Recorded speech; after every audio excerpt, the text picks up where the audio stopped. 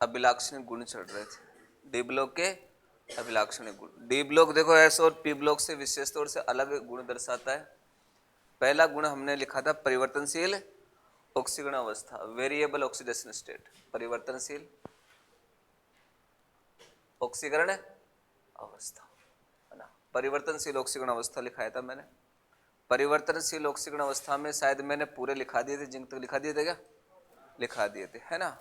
और ब्रैकेट वगैरह लगा दिए थे, ब्रैकेट भी मैंने लगवा दिए थे। जो ब्रैकेट वाली स्पीसी है वो बहुत रेयर मिलती है, बहुत ही कम मिलती है, देखने को भी ऐसे बहुत रेयर केस में मिलती है ना। अब देखो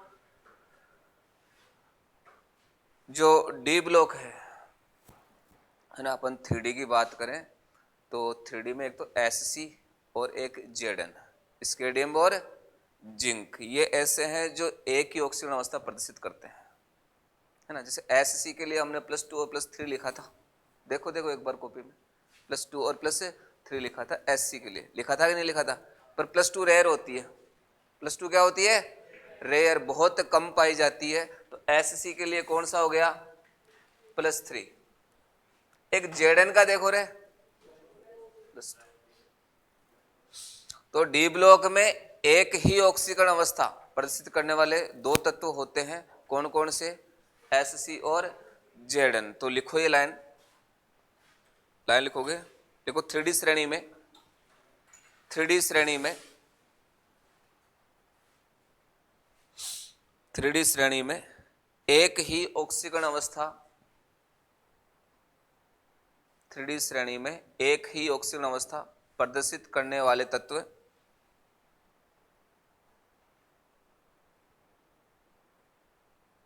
एक ही ऑक्सीकरण अवस्था प्रदर्शित करने वाले तत्व SC व ZN है, SC व ZN है।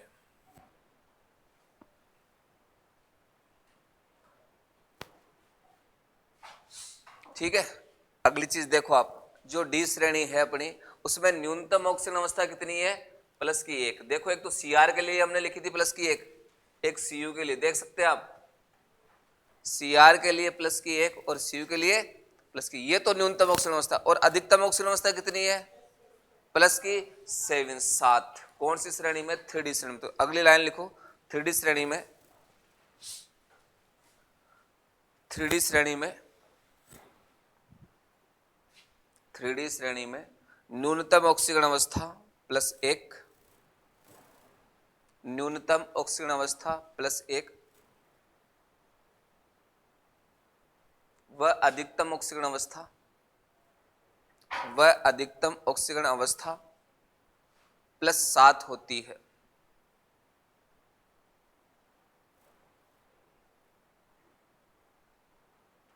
+7 होती है, हो गई।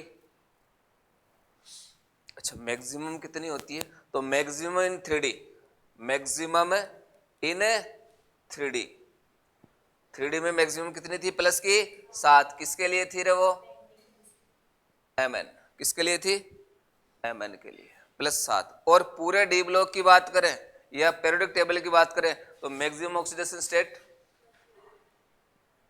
मैक्सिमम इन डी सीरीज तो किसकी होगी, +8। और किसकी होगी, ओस्मियम और रुथेनियम की, लिख लेना। मैक्सिमम मतलब अधिकतम, मैक्सिमम इन डी ब्लॉक, और 3D में कितनी है, +7, लिख लो।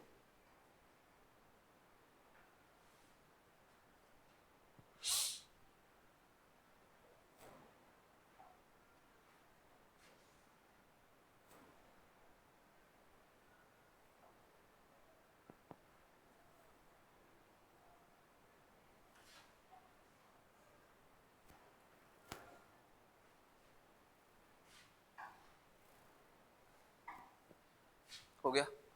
थोड़ी आगे बात करते हैं, देखो CU की बात करते हैं अपन ज्यादा। CU है ना, CU मतलब कॉपर, जो कॉपर है वो निर्जल अवस्था में, लिख लिएगा ये तो, CU कॉपर जो है वो निर्जल अवस्था में, कौन सी अवस्था में, निर्जल अवस्था में। निर्जल मतलब बिना पानी के, ना, जिसमें पानी नहीं होगा, निर्जल अवस्था में Cu+ के रूप में रहता है, Cu+। और Cu+ का नाम क्या है? इसको क्यूप्रस आयन बोलते हैं। इसको पर क्या बोलते रे? क्यूप्रस आयन, इसको क्यूप्रस आयन। और यही अगर कौन सी अवस्था में हो? निर्जल का उल्टा क्या हुआ? जलीय अवस्था में हो। कौन सी अवस्था में हो? जलीय अवस्था में हो तो ये Cu+2 में रहता है। और Cu+2 क्या बोलते हैं? क्यूप्रिक। इसको क्या बोलते हैं? क्यूप्रिक बोलते हैं। क्यूप्रिक है, लिख लो। निर्जल अवस्था में Cu+1 क्यूप्रस, और जलीय अवस्था में Cu+2 क्यूप्रिक।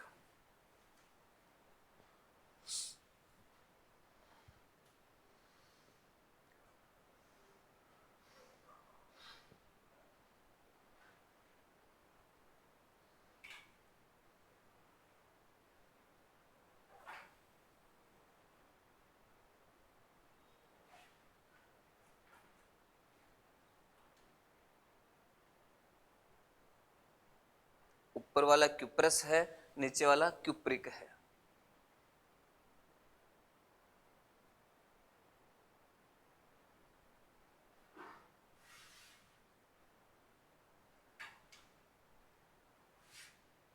इस परिवर्तन में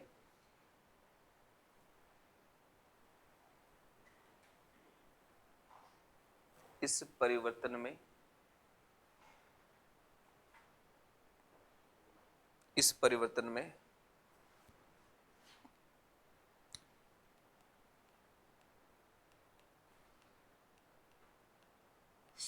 असमानुपातन या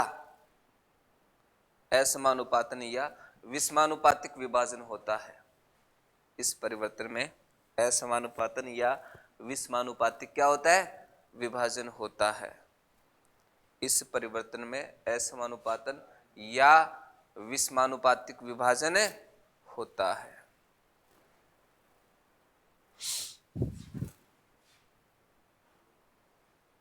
क्या होता है असमानुपातन और क्या होता है विषमानुपातिक, है ना? समझो, बड़ी ही इजी चीज है।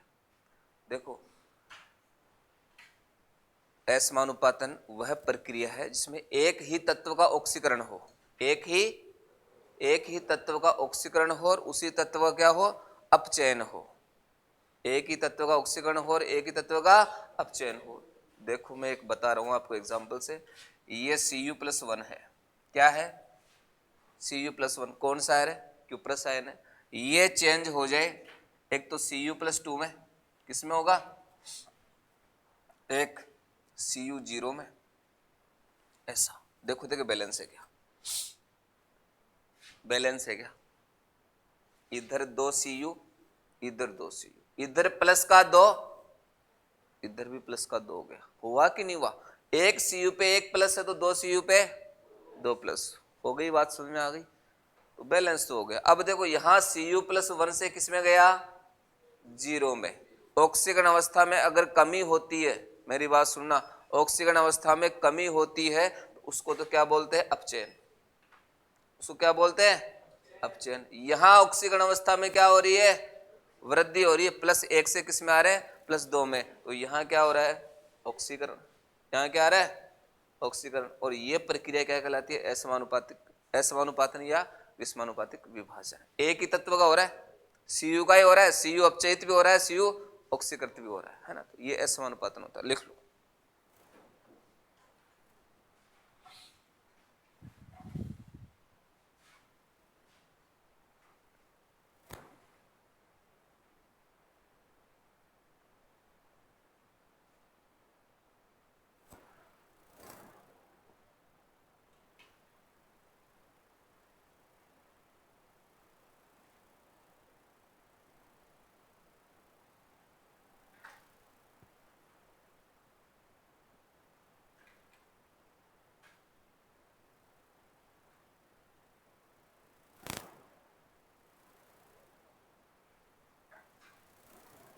लिख लिया। यह असमानुपातन Au गोल्ड में भी पाया जाता है। यह असमानुपातन Au मतलब गोल्ड में भी पाया जाता है।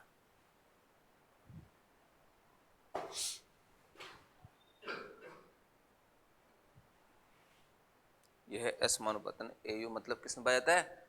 गोल्ड में भी पाया जाता है। बताऊं गोल्ड वाला, ये लिख लिया हो तो, गोल्ड में भी पाया जाता है। हो गया। देखो ये एयू प्लस का 1, ये गया एक तो एयू 0 में, एक एयू प्लस का 3 में। बैलेंस करेंगे तो मैंने इसको 3 ले लिया, इसको 2 ले लिया। देखो देखो बैलेंस है क्या, बैलेंस है।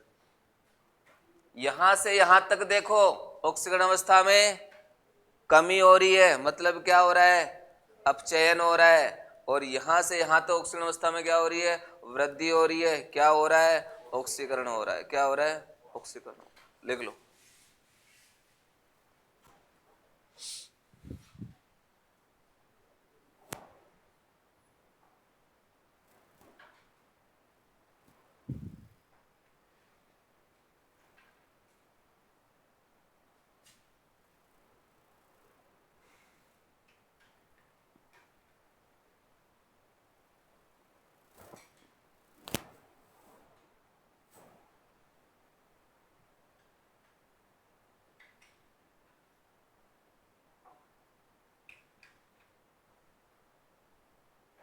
लिख लिया।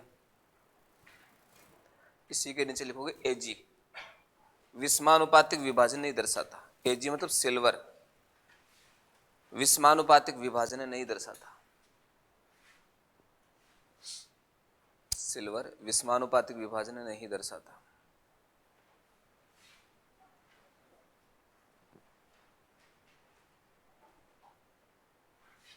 विषमानुपातिक विभाजन नहीं दर्शाता। ठीक है, ये आपको ध्यान रखना है।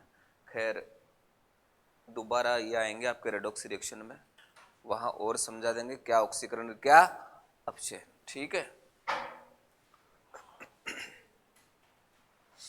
Most common oxidation state, most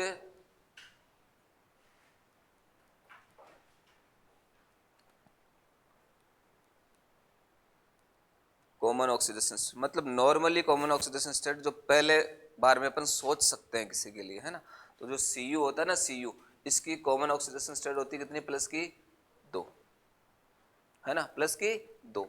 Ag होता है ना, Ag, उसकी होती है प्लस की 1। और जो Au गोल्ड है उसकी कितनी होती है, प्लस की 3। ये आपको ध्यान रखना है। Cu की मोस्ट कॉमन ऑक्सीडेशन स्टेट मतलब सबसे पहले अगर अपन सोचते हैं तो Cu कौन सी अवस्था में होता है, +2 में। Ag के बारे में सोचते हैं तो Ag हमेशा मोस्ट ज्यादातर +1 में, और गोल्ड +3 में पाया जाता है। लिख लो। या फिर हिंदी में लिखो तो सर्वाधिक मान्य ऑक्सीकरण अवस्था। हिंदी में लिखो तो क्या लिखोगे, सर्वाधिक मान्य ऑक्सीकरण अवस्था। सर्वाधिक मान्य ऑक्सीकरण अवस्था, सर्वाधिक मान्य ऑक्सीकरण अवस्था।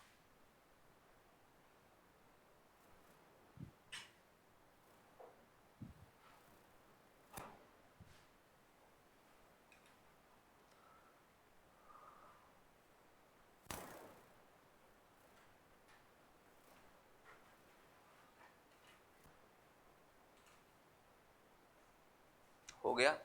नीचे एक लाइन और लिखोगे, देखो क्यूप्रस लवणों को, क्यूप्रस लवणों को, क्यूप्रस लवणों को पानी में डालने पर, क्यूप्रस लवणों को पानी में डालने पर रंग परिवर्तन होता है। क्यूप्रस लवणों को पानी में डालने पर रंग परिवर्तन होता है। क्यूप्रस लवणों को पानी में डालने पर रंग परिवर्तन होता है।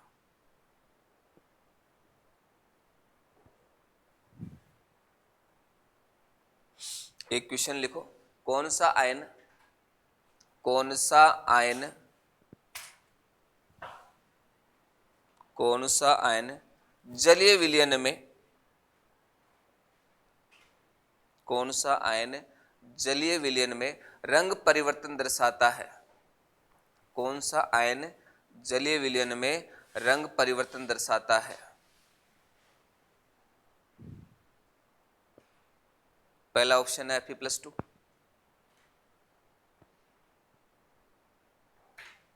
Fe+2। दूसरा ऑप्शन है CO+2। पहला ऑप्शन क्या लिखा है मैंने, Fe+2। दूसरा ऑप्शन है CO+2। तीसरा ऑप्शन है Cu+2। चौथा ऑप्शन डी है Cu+1। आंसर रहेगा Cu+1। किस हिसाब से हुआ, ऊपर मैंने आपको लाइन लिखा रखी है आंसर में, पहले मैंने आपको आंसर लिखा रखा क्यूप्रस लवण है ना।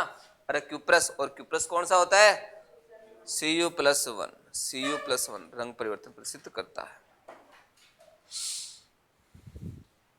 ठीक है, बात समझ में आई। ऑक्सीकरण अवस्था की बात चल रही है तो अपन एक बात और कर लेते हैं इसमें, इसका आंसर लगा लेना। देखो, न्यूनतम ऑक्सीकरण अवस्था, अगर कोई सा भी तत्व न्यूनतम ऑक्सीकरण अवस्था में हो, किसमें हो, न्यूनतम ऑक्सीकरण अवस्था में हो, तो वो क्षारीय व्यवहार प्रदर्शित करेगा। वो कौन सा व्यवहार, क्षारीय व्यवहार। न्यूनतम ऑक्सीकरण अवस्था में कौन सा व्यवहार, क्षारीय। और उच्चतम ऑक्सीकरण अवस्था में, उच्चतम ऑक्सीकरण अवस्था में कौन सा करेगा, वो अम्लीय व्यवहार, अम्लीय व्यवहार प्रदर्शित करेगा। और अगर मध्यवर्ती ऑक्सीकरण अवस्था है, मध्यवर्ती ऑक्सीकरण अवस्था है, तो वो कैसा व्यवहार करेगा, उभयधर्मी, उभयधर्मी, उभयधर्मी। तो न्यूनतम ऑक्सीकरण अवस्था में तो क्षारीय, अधिकतम में अम्लीय, और बीच की हो तो उभयधर्मी व्यवहार प्रदर्शित करेगा। लिख लो।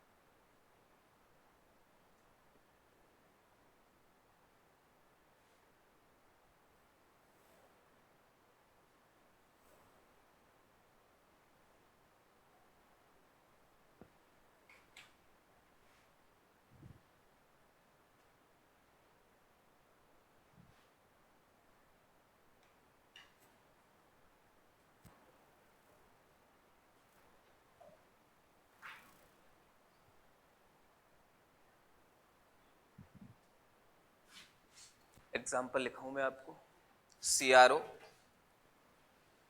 Cr2O3 और CrO3। CRO, Cr2O3 और CrO3। हमें ऑक्सीकरण अवस्था निकालनी है। हमें क्या निकालनी है, ऑक्सीकरण अवस्था। यहाँ पे देखो, ऑक्सीजन है ना, ऑक्सीजन मोनोऑक्साइड के रूप में -2 में होता है। किसमें होता है, -2 में। कोई भी यौगिक होगा उदासीन होगा। अब ये CrO, O-2 है तो Cr कितना हो जाएगा, +2। मतलब इसकी ऑक्सीजन अवस्था कितनी होगी, +2। यहां पे देखो, एक ऑक्सीजन पे -2 है, एक ऑक्सीजन पे, 3 ऑक्सीजन पे -6 है ना। एक ऑक्सीजन पे -2 है तो 3 पे क्या हो गए, -6, -6 को बैलेंस करने के लिए +6, +6 कितने Cr पे, 2 पे, 1 Cr पे कितना आ गया, +3। एक मोल के लिए देखते हैं हमेशा, ऑक्सीजन है -2, 3 ऑक्सीजन है -6 को बैलेंस करने के लिए +6 कितने Cr पे, 1 पे, +6। Cr की ऑक्सीजन अवस्था अधिकतम +6 होती है, मैंने लिखा रखा आपको, देख लो। Cr की अधिकतम ऑक्सीजन अवस्था कितनी होती है, +6। उच्चतम ऑक्सीजन अवस्था है तो ये तो कैसा रहेगा, एसिडिक। ये कैसा रहेगा रे, एसिडिक, अम्लीय। ये वाला न्यूनतम में तो ये तो कैसा रहेगा, क्षारीय या बेसिक। और ये बीच का रह गया तो ये कैसा रहेगा, उभयधर्मी। ये कैसा रहेगा, उभयधर्मी, एम्फोटेरिक रहेगा। कैसा रहेगा, एम्फोटेरिक। लिख लिया।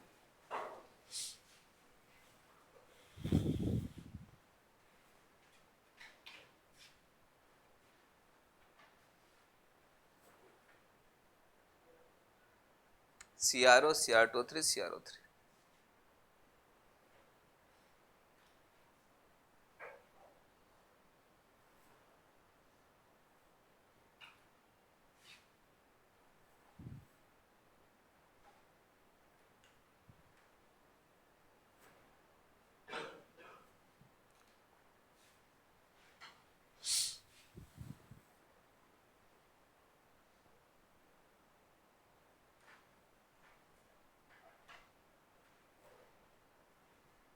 SiO लिख लो, MnO,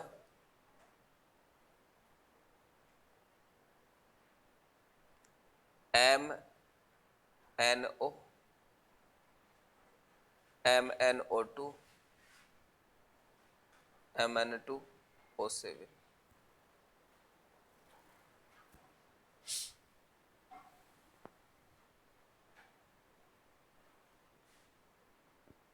MnO, MnO2 और Mn2O7।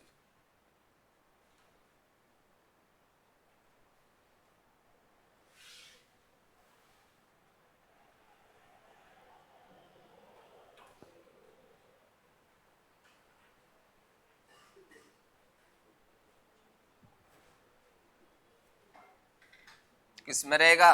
+2 में। किस में रहेगा? +4 में। किस में रहेगा? 7। ये तो कैसा रहेगा? अम्लीय। कैसा रहेगा? अम्लीय। ये कैसा रहेगा? क्षारीय।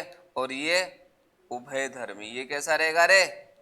उभयधर्मी। लिख लो, उभयधर्मी रहेगा। कैसा रहेगा? उभयधर्मी रहेगा।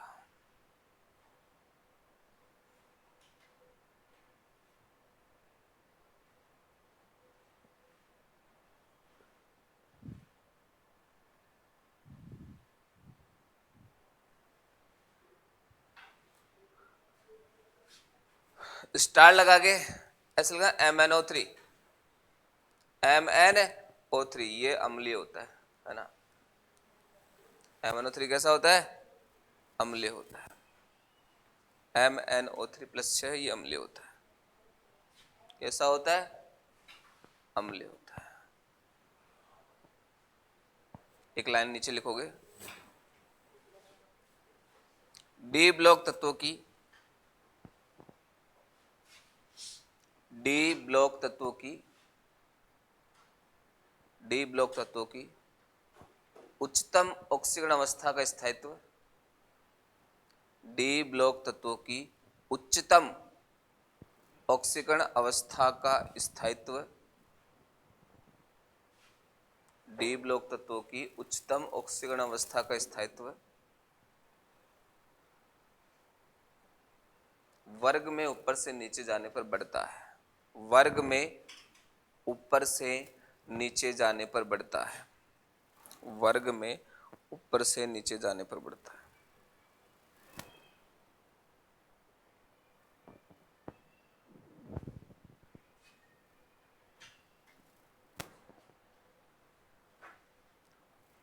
उससे नीचे वाला लिमिट होगा, सामान्यतः कोई भी तत्व, सामान्यतः कोई भी तत्व, सामान्यतः कोई भी तत्व +3 से अधिक, सामान्यतः कोई भी तत्व +3 से अधिक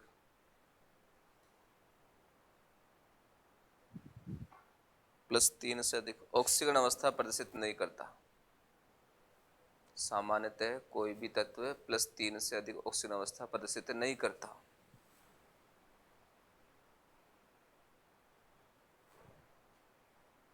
+3 से अधिक ऑक्सीजन अवस्था, +3 से अधिक ऑक्सीकरण अवस्था अधिक विद्युत त्रिणी तत्वों के साथ ही संभव है। अधिक +3 से अधिक ऑक्सीकरण अवस्था अधिक विद्युत ऋणी तत्वों के साथ ही संभव है। विद्युत ऋणी तत्वों के साथ ही संभव है।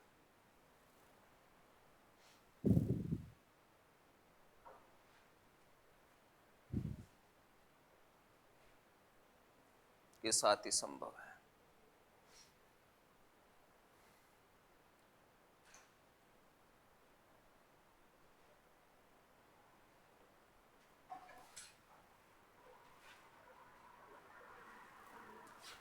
जैसे मान लो KMnO4, हमने क्या लिखा? KMnO4, इसमें Mn की ऑक्सीजन अवस्था कितनी है? KMnO4 में Mn की ऑक्सीजन अवस्था कितनी है?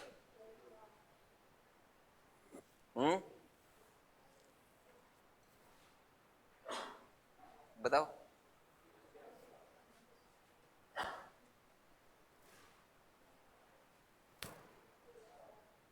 प्लस के साथ, कितने प्लस के, जिनको निकालना नहीं आ रहा बोर्ड पे समझा रहा हूं मैं। हमें इसकी निकालनी, किसकी निकालनी है, Mn की निकालनी है ना। पोटेशियम, पोटेशियम जो है क्षार धातु है, क्या है, क्षार धातु, और क्षार धातु की ऑक्सीजन अवस्था हमेशा कितनी होती है, प्लस की एक। LiNaKRbCsFr,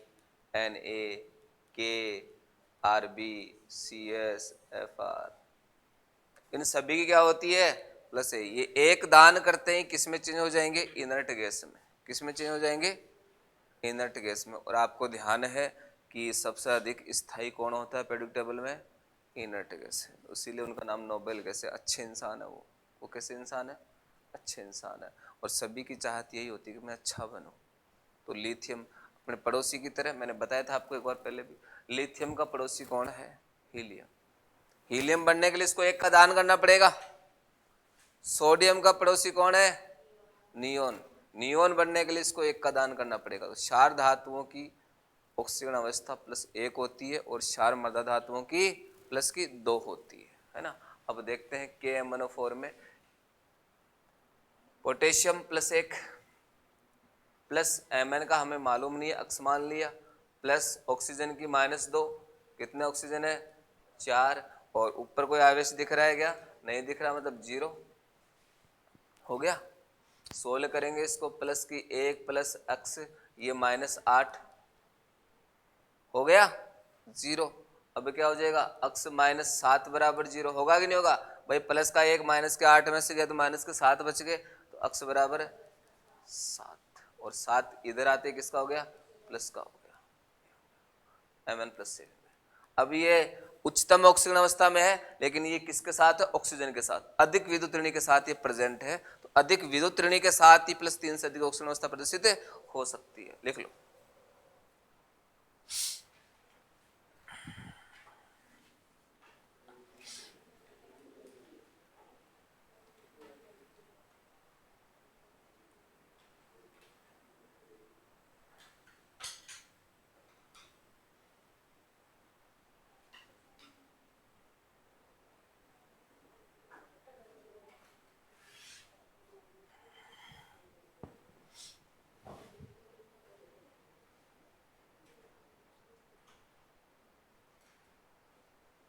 जिसने लिख लिया वो इस पे ट्राई करें।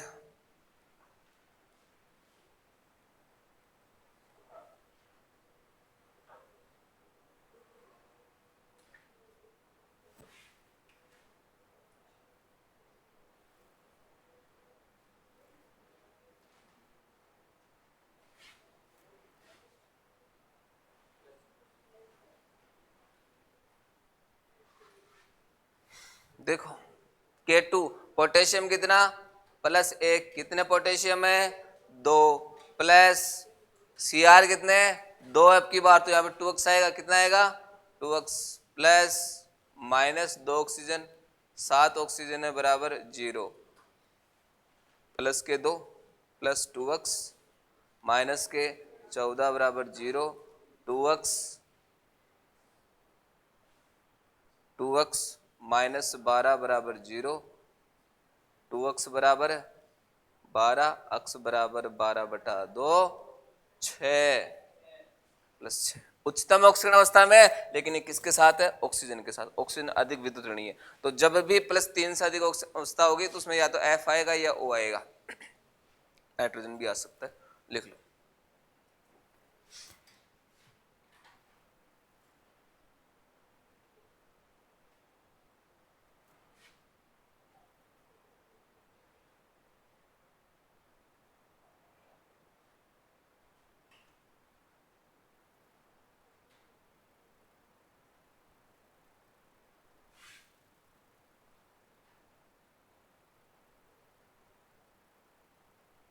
इसी कारण लिख लिए गए, थोड़ा जल्दी लिखो।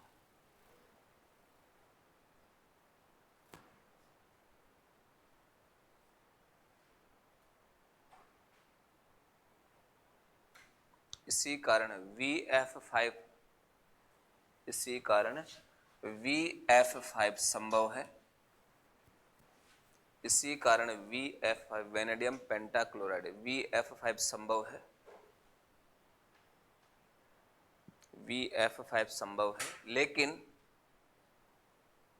VBr5 नहीं, लेकिन VBr5 नहीं, VBr5 नहीं।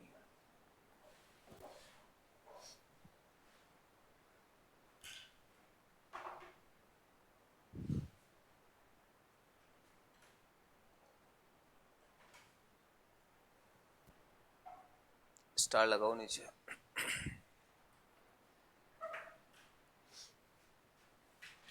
स्टार में लिखो डी ब्लॉक तत्वों की, डी ब्लॉक तत्वों की, डी ब्लॉक तत्वों की सामान्य ऑक्सीकरण अवस्था, डी ब्लॉक तत्वों की सामान्य ऑक्सीकरण अवस्था कितनी होती है?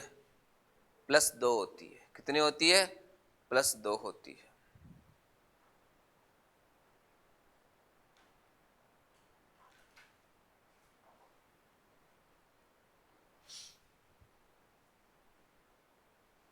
हो गया। इसी के नीचे वाला लाइन लिखोगे, लिखो थर्ड बी। कौन सा बी? Third B. नीचे वाला थर्ड बी। थर्ड बी में कौन कौन आता है ध्यान है क्या? स्कूटर, यामाहा, ला 1 है ना, स्कैंडियम,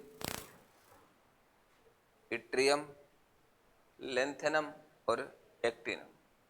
इनकी सामान्य ऑक्सीकरण अवस्था कितनी होती है? +3 होती है। ये पिछले साल जेट में था, एलए के बारे में पूछा था कि जो लेंथेनम श्रेणी है या लेंथेनम है उनकी सामान्य ऑक्सीकरण अवस्था कितनी होती है? तो कितनी होती है?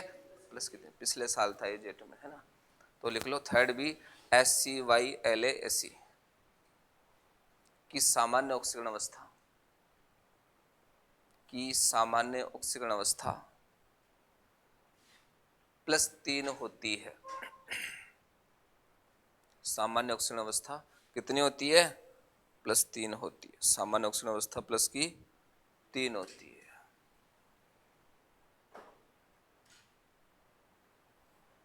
इसी के नीचे एक लाइन और लिखो, इसी के नीचे एक लाइन और लिखो। डी ब्लॉक की धातुएं, डी ब्लॉक की धातुएं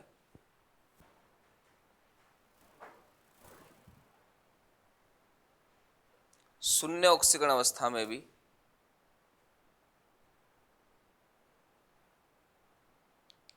डी ब्लॉक की धातुएं शून्य ऑक्सीकरण अवस्था में भी रंग प्रदर्शित करती है। वो रंग क्या रहे? रुको एक मिनट, सॉरी। डी ब्लॉक की धातुएं शून्य ऑक्सीकरण अवस्था में भी यौगिक निर्माण करती है, यौगिक निर्माण करती है, यौगिक निर्माण करती है, यौगिक निर्माण करती है। शून्य ऑक्सीकरण अवस्था, ये इससे पिछले साल था जेट में। FeCO5, FeCO5 है ना। वैसे आप पहले आप एक लाइन लिख लो एग्जाम्पल में, ऐसे नीचे एग्जाम्पल लिखे, लिखो धातु कार्बोनिल यौगिक, धातु कार्बोनिल यौगिक, धातु कार्बोनिल यौगिक। एग्जाम्पल लिखे लिख लोगे धातु कार्बोनिल यौगिक।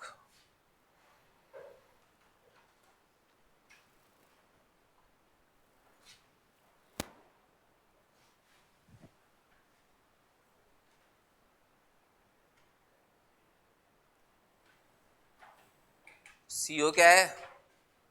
कार्बोनिल समूह। कौन सा समूह है? कार्बोनिल समूह। FeCO5 में जो Fe की ऑक्सीकरण अवस्था है ना, वो कौन सी है?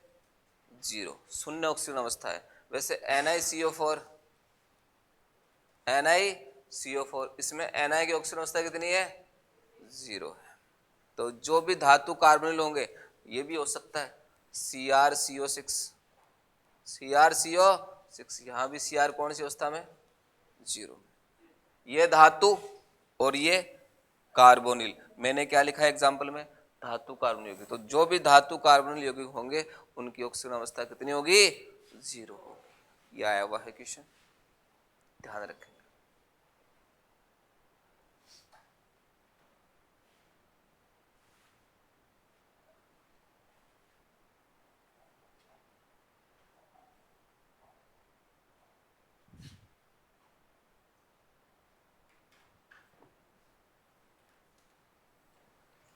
एक क्वेश्चन लिखोगे,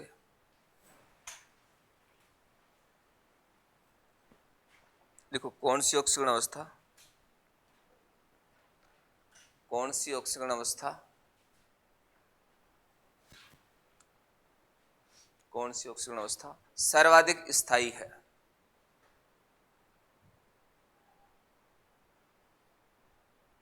कौन सी ऑक्सीकरण अवस्था सर्वाधिक क्या है, स्थायी है।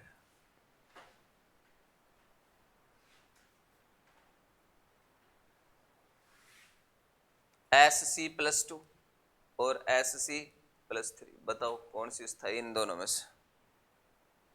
Scandium+2 और Scandium+3 कौन सी स्टेबल है।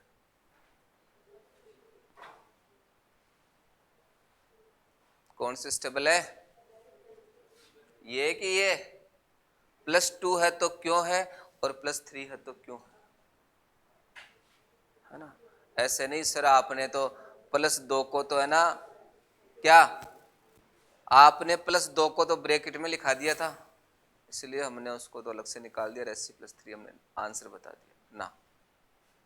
ऐसा नहीं होता, विथ रीजन। बताओ, स्टेबल होती है Sc+3, रीजन बता रहा हूं मैं, सुनो। स्कैंडियम जो आपका होता है ना, स्कैंडियम, उसका इलेक्ट्रॉनिक कॉन्फ़िगरेशन क्या होता है, Ar3d1 4s2। ध्यान देना बोर्ड पे, Ar3d1 और 4s2। अब मैं +2 कर रहा हूं, मैं क्या कर रहा हूं, +2, +2 करूंगा तो बाहर के 2 खाली होंगे बाह्यतम कोश से, ये 0 हो गया तो इसमें क्या बच गया, D1। कन्फर्म है, D1। यहां Sc+3 में कितने खाली करूंगा, 3, 2 और 1, 3, तो D0। ये D0 मतलब ये आर्गन बन गया, कौन सा स्थायी हुआ, Sc+3। लिख लो, आ गई क्या समझ में।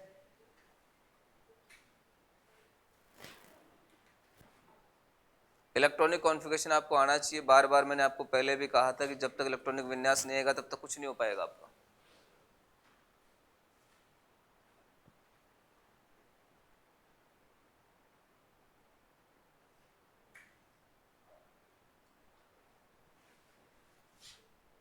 इसी सीरीज में अगला एग्जांपल Ti+2 और Ti+4, Ti+2 Ti+4।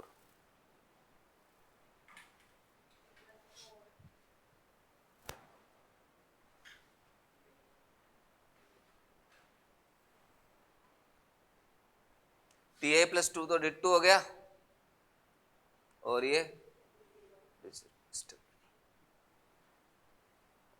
देख लो, किसी के पल्ले नहीं पड़े। देखो भाई, Ti यहां बता रहा हूं मैं, Ti क्या हो जाएगा, Ar3d2 4s2। 2 हटाऊंगा तो D2 में रहेगा, 4 हटाऊंगा तीसरा रहेगा, तो कौन सी स्टेबल होती है, D0।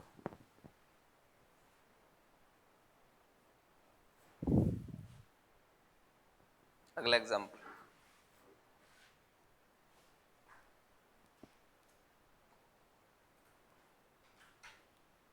Mn+2 और Mn+3,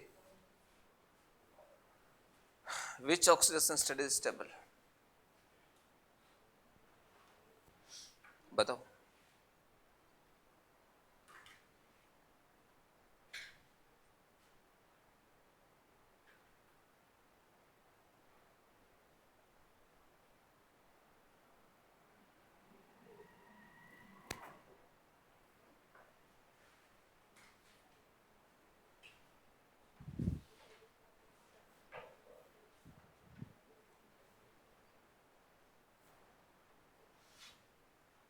बताओ तो,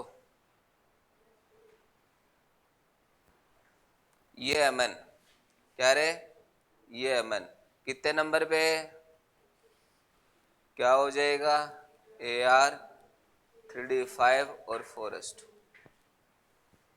बोर्ड पे ध्यान दो, Mn+2 मतलब 2 निकालूंगा तो बाह्यतम कोश के 2 निकालते क्या बच गया, D5। इसमें 3 निकालूंगा तो 2 तो इसका और 1 इसका, क्या बचेगा D4। D4 D5 में कौन स्टेबल, D5। D5 क्यों स्टेबल हुआ, अर्धपूरित विन्यास। अर्धपूरित डी में कुल कितने आते हैं, 10 आते हैं ना, 5 आ गए, आधा भरा हुआ। आधा भरा हुआ भी स्टेबल होता है, आधा भरा हुआ, पूर्ण भरा हुआ और रिक्त, ये तीनों स्थायी होता है।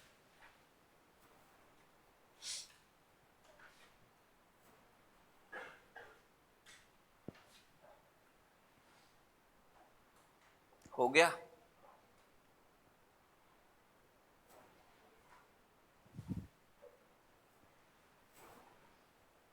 एक एग्जांपल और लिख लो, Fe+2 और Fe+3।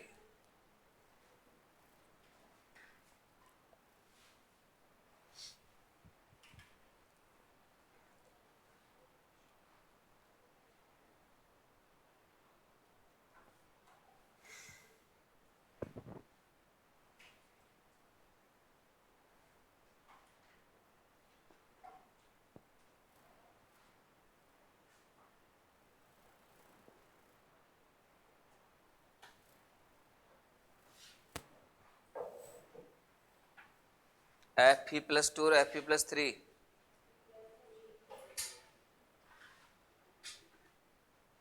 ये D5 पे आ गया और एक किस पे आ गया, D6 पे। देख लो जाए आप, निकाल के देखो, है ना। ये देखो क्या हो जाएगा Fe का, Ar 3D6 4S2। 2 निकालूंगा तो D6 पे, 3 निकालूंगा तो D5 पे, अर्धपूरित विन्यास। नीचे हिंट लिख लेना, नीचे हिंट, हिंट में लिखो रिक्त रिक्त रिक्त कोमा अर्धपूरित एवं पूर्णपूरित, रिक्त कोमा अर्धपूरित एवं पूर्णपूरित विन्यास अधिक स्थायी होता है, अधिक स्थायी होता है। तो वैकेंट, हाफ फिल्ड और full field configuration is more stable, है ना, अधिक स्थायी होता है। ओके, एक लाइन और लिख लो, एक तत्व एक तत्व एक तत्व न्यूनतम ऑक्सीकरण अवस्था में, एक तत्व न्यूनतम ऑक्सीकरण अवस्था में आयनिक यौगिक की तरह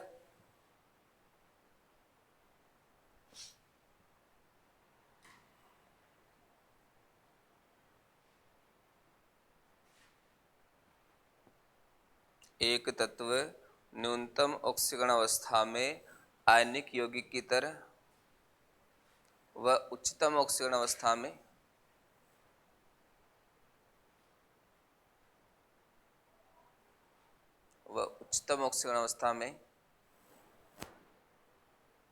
सहसंयोजक यौगिक की तरह व्यवहार करता है, सहसंयोजक यौगिक की तरह व्यवहार करता है। एक तत्व न्यूनतम ऑक्सीकरण अवस्था में आयनिक यौगिक की तरह व उच्चतम ऑक्सीकरण अवस्था में सहसंयोजक यौगिक की तरह व्यवहार करता है।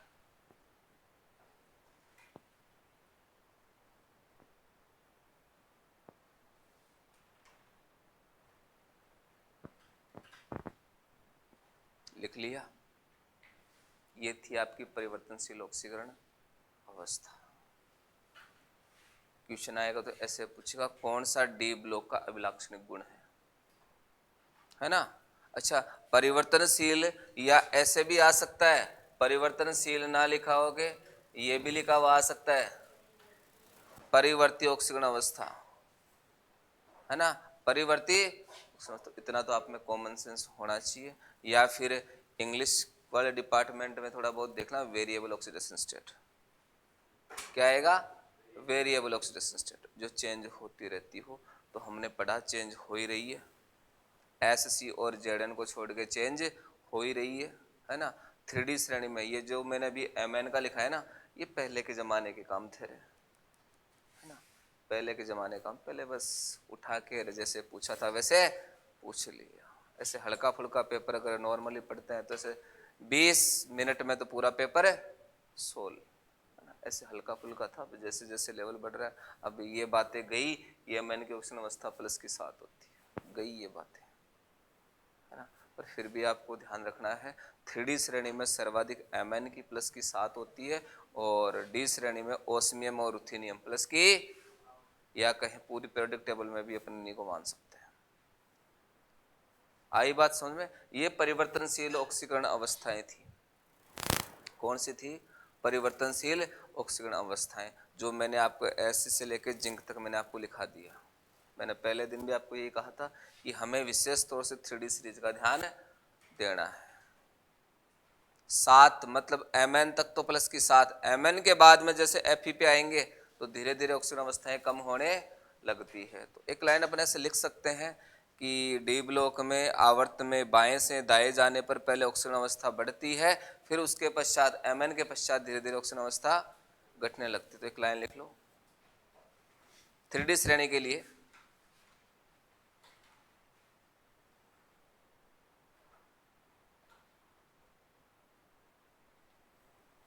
आवर्त में बाएं से दाएं जाने पर, आवर्त में बाएं से दाएं जाने पर ऑक्सीजन अवस्था पहले बढ़ती है,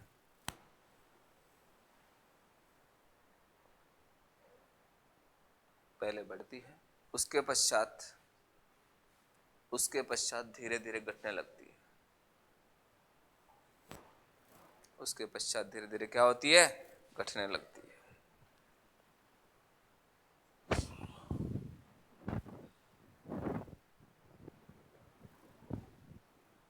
एक लाइन और लिखो, एक विशेष ऑक्सीकरण अवस्था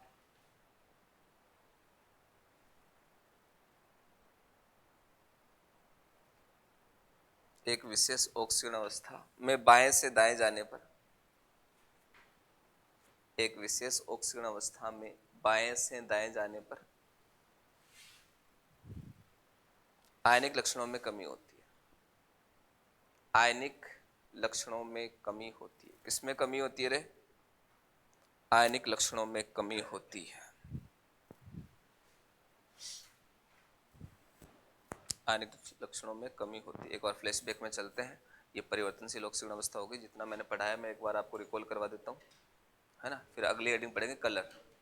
अगली हेडिंग क्या पढ़ेंगे? रंग या कलर। देखो बोर्ड पे ध्यान देंगे सभी। सबसे पहली चीज मैंने ऑक्सीडेशन अंक पढ़ा, NS012, ये तो पढ़ा था। N बराबर क्या था यहाँ पे? 427। उसके बाद में मैंने इसको ऐसे भी लिख सकता हूं मैं, ND 1 से 10 N+1 S012। यहाँ N बराबर कितना होता है? 3 to 6, ये लिखा। डी ब्लॉक के संयोजी कोष में कितने इलेक्ट्रॉन होते हैं? 2 इलेक्ट्रॉन होते हैं। 2 इलेक्ट्रॉन होने के कारण इनके रासायनिक गुण क्या होते हैं? लगभग समान होते हैं। उपांत्य कोष में 9 से कितने इलेक्ट्रॉन होते हैं? 18 इलेक्ट्रॉन होते हैं। होते हैं कि नहीं होते? होते हैं। डी ब्लॉक को 4 श्रेणियों में बांटा गया है। 3D उसको प्रथम संक्रमण श्रेणी बोला, 4D द्वितीय, 5D तृतीय और 6D चतुर्थ संक्रमण श्रेणी इसको अपन बोलते हैं। ठीक है। 3D श्रेणी में कौन आ गया? शक्ति वक्रमण फेकोनिकुजन, है ना। 4D में यारी जरा निभा मोटे टकले रुकरे पड़ेगा आगे सीढ़ियों में। उसके बाद में ला हफ्ता क्या? डब्लू रे, और इधर पिटेगा AuHG, और उधर एक्टिनियम। फिर 104 से 112, ये आपको ध्यान होनी चाहिए। फिर मैंने लिखा इलेक्ट्रॉनिक विन्यास। Cr और Cu अपवाद है। Cr 3D5 4H1 है, और Cu क्या है? 3D10 4H1 है। Cu, Ag और Au इनको क्या बोलते हैं? सिक्का धातु है। Cu, Ag, Au को अपन क्या बोलते हैं? सिक्का धातु है। NiPDPT उत्प्रेरक के रूप में काम में आ रही है ना। Zn, Cd, Hg और Cn, Zn, Cd, Hg और Cn ये संक्रमण धातु है। नहीं होती। कुल डी ब्लॉक धातु होती 40, जिनमें संक्रमण कितनी है 36, 4 नहीं है Zn CdHg और Cn। क्यों नहीं है? क्योंकि ये अपनी स्थायी ऑक्सीकरण अवस्था +2 में, है ना, अपूर्ण डी नहीं रखती है ना। इनका डी पूरा भरा हुआ है, किनका? Zn CdHg Cn। और जिनका अपूर्ण डी होता है वो क्या होती है? संक्रमण तत्व होते हैं, है ना। इलेक्ट्रॉनिक विन्यास मैंने लिखा है आपको Cu, Ag और Au, इनका सेम रहेगा, मतलब वो 3D, Ag किसमें 4D में और Au किसमें 5D में, जो उसका रहेगा वो इसका। CrMO और थर्ड क्या W, टंगस्टन वाला डिफरेंट रहेगा, है ना। टंगस्टन वाला क्या रहेगा? डिफरेंट रहेगा, मैंने आपको लिखा रखा है। और Zn CdHg वो वाले सेम रहेंगे, मतलब आवर्त उसमें चेंज हो जाएंगे। एक NiPd और पीटी, पीडी बीच वाला उसको ध्यान, उसमें D10 है, उसमें डी क्या पूरा भरा हुआ है, मैंने ये आपको बताया था। उसके बाद में मैंने बता दिया आपको ये चीजें बताने के बाद में मैंने आपको डेफिनेशन लिखाई संक्रमण तत्वों की। किसकी डेफिनेशन लिखाई? संक्रमण तत्वों की आपको डेफिनेशन लिखाई। ये एस और पी के क्या होते हैं? मध्यवर्ती होते हैं। एस और पी के मध्यवर्ती होते हैं। डी ब्लॉक कहाँ से शुरू होता है? डी ब्लॉक चौथे आवर्त से शुरू होता है ना, और तीसरे वर्ग से शुरू होता है। तीसरे वर्ग से लेके 12वें वर्ग तक स्थित होता है कि नहीं होता? होता है ना। गैप जो था मैंने आपको एटॉमिक नंबर भी आपको लिखाए थे ना, एटॉमिक नंबर ये मैंने आपको लिखा दिया था। फिर हमने इनकी सामान्य ऑक्सीकरण अवस्थाएं ये पढ़ी ली, है ना, कितनी क्या होती कितनी नहीं होती, ये हमने पढ़ा है। सामान्य ऑक्सीकरण अवस्थाओं में +2 +3 फिर +2 +3 +4 फिर +2 +3 +4 +5 फिर 6 आ गई अगले में Mn में +7 फिर Fe में आए तो 1 कम हो गई 6 फिर 5 ऐसे 4 ऐसे चलती रहती है ना। और डी ब्लॉक की सामान्य ऑक्सीकरण अवस्था कितनी होती है? +2 +3 से अगर अधिक होती है तो उसमें अधिक विद्युतऋणी का योगदान रहेगा। किसका योगदान रहेगा? अधिक विद्युतऋणी। अधिक विद्युतऋणी के साथ ही संभव है उच्चतम ऑक्सीकरण अवस्थाएं, है ना, जैसे फ्लोरीन हुआ, ऑक्सीजन हुआ, ये चीजें इनके साथ संभव है। आई बात समझ में? और जो मैंने ब्रैकेट में लिखाई थी आपको ऑक्सीजन अवस्थाएं, वो क्या होती है? बहुत ही रेयर प्रेजेंट होती है, बहुत कम देखने को ये मिलती है। ज्यादातर आपको ध्यान किनका रखना है? एक तो Cr का, है ना, Cr, Mn, Cu, है ना, इनका विशेष तौर से आपको ध्यान रखना है। ज्यादा अगर इलेक्ट्रॉनिक विन्यास है तो हर चीज संभव है। अगर अपन इलेक्ट्रॉन निकालते हैं, तो कहां से निकालेंगे? बाह्यतम कोश से। कहां से निकालेंगे? बाह्यतम कोश, जो सबसे बाहर वाला कोश, बाहर वाले के अंदर वाला उपांत्य, उपांत्य के अंदर वाला पूर्व उपांत्य, ये आपको ध्यान रखना है। पूछ सकता है उपांत्य कोश में कितने इलेक्ट्रॉन है, पूर्व उपांत्य कोश में कितने इलेक्ट्रॉन है।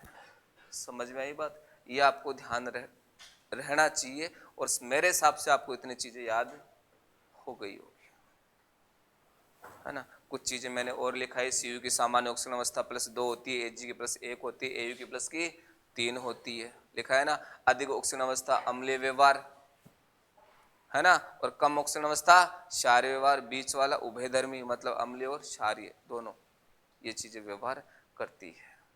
तो इसमें अभी तक तो मेरे को ऐसा कुछ लगा नहीं कि इसमें कुछ विशेष कुछ होगा। एक थर्ड बी के लिए मैंने बताया था आपको, किसके लिए बताया था?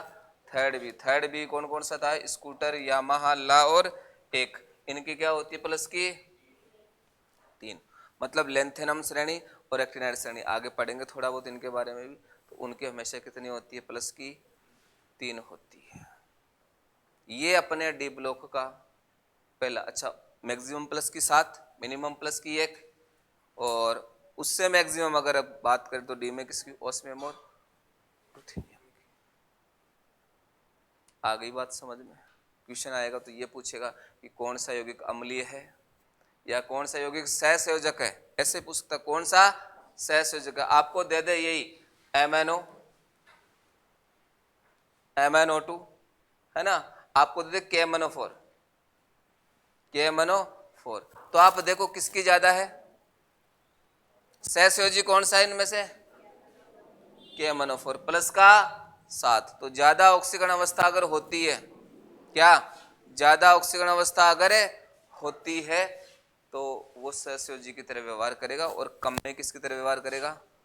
आयनिक की तरह। एक मैंने ये कहा अभी लास्ट लाइन मैंने शायद यही लिखाई थी कि एक विशेष ऑक्सीकरण अवस्थाओं के लिए आवर्त में बाएं से दाएं जाने पर आयनिक लक्षण क्या होते हैं, कम होते हैं। तो आयनिक लक्षण आपको ध्यान है, आयनिक किस में पाए जाते हैं, धातुओं में। इधर से इधर जाएंगे तो धातु प्रवृत्ति क्या होती जाएगी, कम होती जाएगी, और धातु प्रवृत्ति कम होगी तो आयनिक लक्षण भी कम होते जाएंगे। होंगे कि नहीं होंगे, ये सारी चीजें आयनिक लक्षण वगैरह पहले पढ़ा चुका हूं मैं आपको।